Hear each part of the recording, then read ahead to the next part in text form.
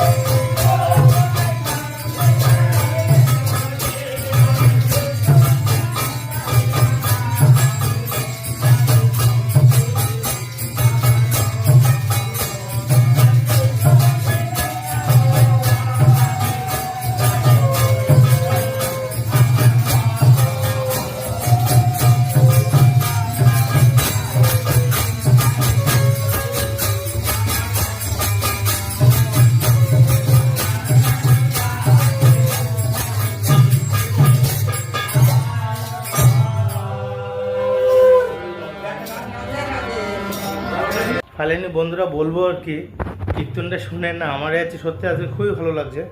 আর দেখো ব্লগ ভিডিওতে যাচ্ছে, আমি জানি না কেমন কী করতে হয়, তাও তো তোমাদের সাথে আমি পুরোটা শেয়ার করলাম কেমন কী লাগলো। আর একটু বাকি আছে সেটাও শোনাচ্ছি।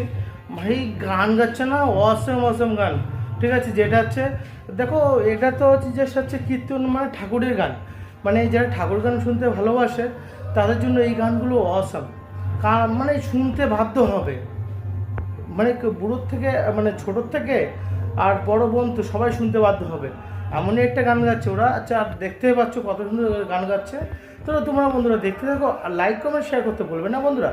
আর আমার মাসির বিষয়টা একটু বলতে চাচ্ছিলাম, সেটাই বলছি, একটু বসে নি, সেই সকালটা দৌড়াদৌড়ি করছি। মাসির বিষয়টা কী হয়েছে দেখো, আমার মাসির না কথা পুরো এড়িয়ে গিয়েছিল।